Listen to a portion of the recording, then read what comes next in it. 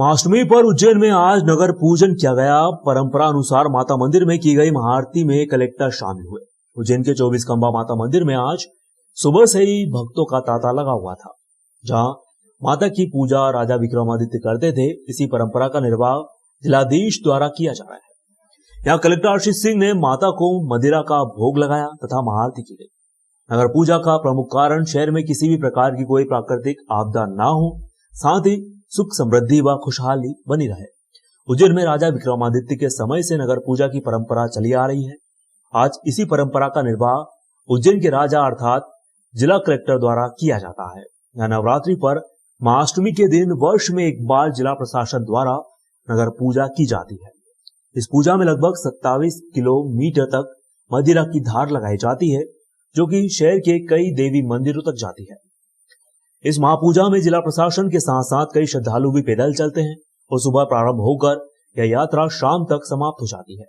यह यात्रा उज्जैन के प्रसिद्ध 24 खंबा माता मंदिर से प्रारंभ होकर नगर भ्रमण के बाद ज्योतिर्लिंग महाकालेश्वर पर शिखर ध्वज चढ़ाकर समाप्त होती है।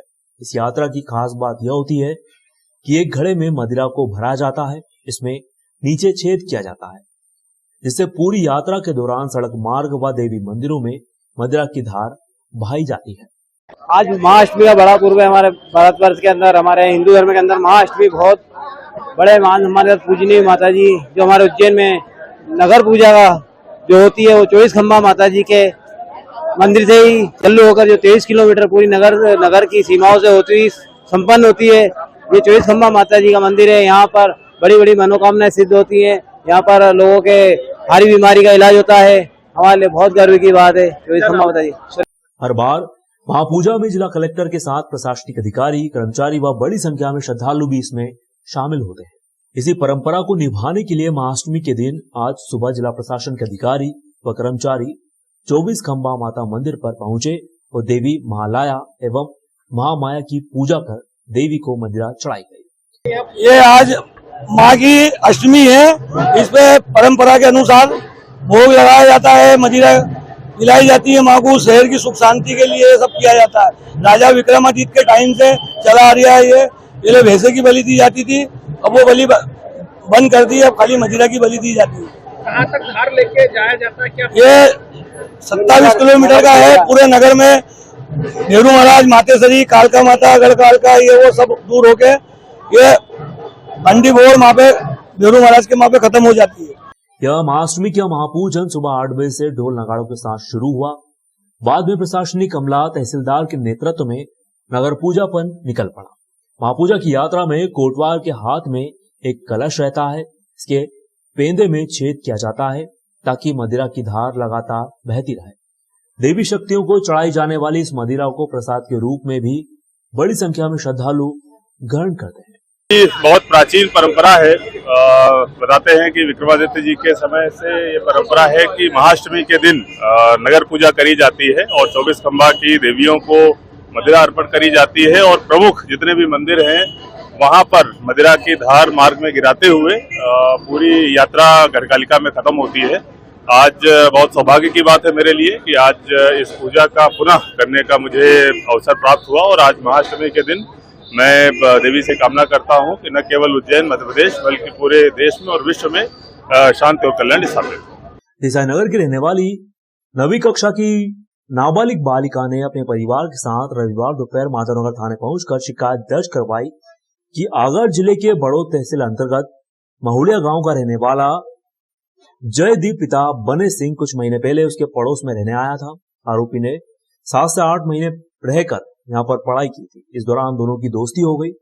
आरोपी युवक ने शनिवार को नाबालिग युवती को बहला फुसलाकर आगर बुलवाया, उसके साथ दुष्कर्म कर रविवार को उसे छोड़ दिया। जैसे तैसे युवती उज्जैन वापस लौटी। इस दौरान परिजनों ने माधवनगर थाने में बालिका के गुमशुदगी की शिकायत दर्ज करवाई।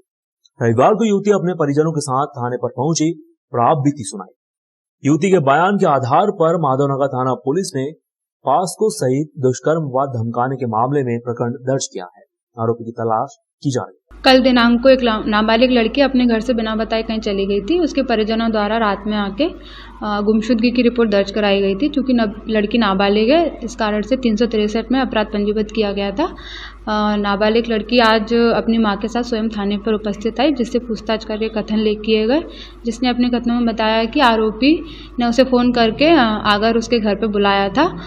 चूँकि आगर में उसके घर पर कोई भी नहीं था, तो आरोपी ने नाबालिग लड़की को अकेला पाकर उसके साथ दुष्कर्म की घटना की है और उसे डराया भी कि अगर ये बात किसी को बताई तो परिवार वालों को जान से ख़त्म कर देंगे।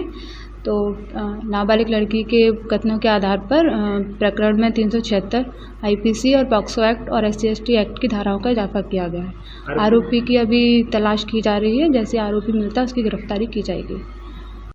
कोतवाली थाने के स्ट्रीट शीटर बदमाश शाकिर उर्फ छेनू पिता बाबू डबल निवासी फाजलपुरा से परेशान होकर उज्जैन के वजीर पार्क में रहने वाला ऑटो चालक अजरुद्दीन पिता नसीरुद्दीन सोमवार को पुलिस अधीक्षक उज्जैन से अपनी जान की हिफाजत करने की गुहार लगाने पहुंचा। दरअसल बीते 30 सितंबर को रात 10:30 बजे के करीब छेनू और उसके गुर्गों ने अजहर के साथ मारपीट की और उसकी जेब में रखे लगभग 1000 रुपए भी छीन लिए।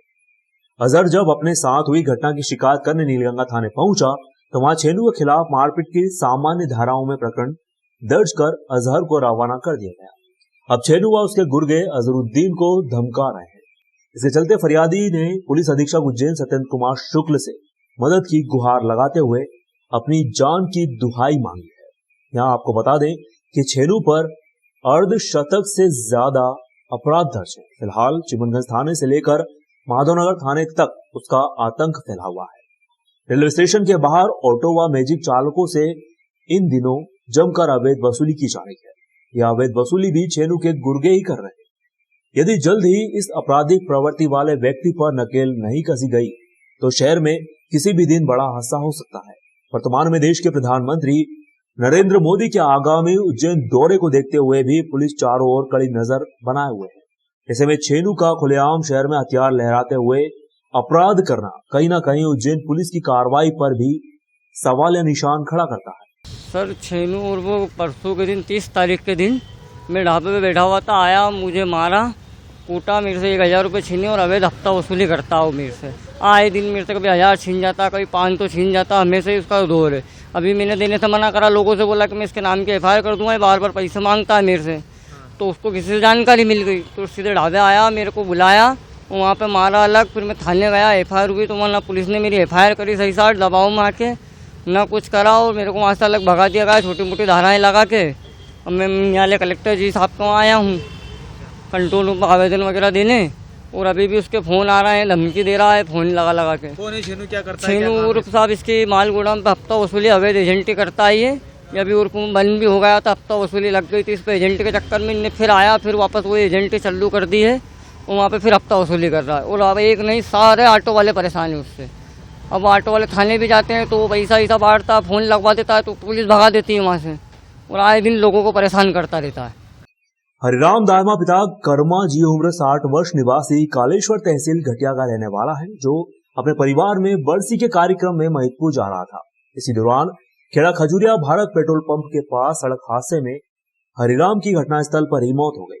हादसे में उनके बालक बंटी दायमा वहीं छोटे भाई बालू दायमा का सड़क हादसे में गंभीर चोटें आने पर उज्जैन के ऑर्थो हॉस्पिटल में इलाज जारी है। थाना माधवनगर पुलिस ने सूचना पर मर्ग कायम कर लाश का पोस्टमार्टम करवाकर शव परिजनों को सौंपा है। उनके अंकल जी के लड़के की डेट हो गई थी तो उनका कार्यक्रम था, कार्यक्रम में जा रहे थे तो शाम के टाइम करीब 6 साढ़े 6 बजे के समथिंग सामने से एक पल्सर बाइक पे, फैशन बाइक पे सॉरी, वो दारू के नशे में था तो दोनों आमने सामने भिड़त हो गए। तो नाना जी ज़्यादा सीरियस थे और मामा जी भी, तो मामा जी तो अस्पताल में एडमिट है और छोटे वाले भाई को भी हाथ में लगी है।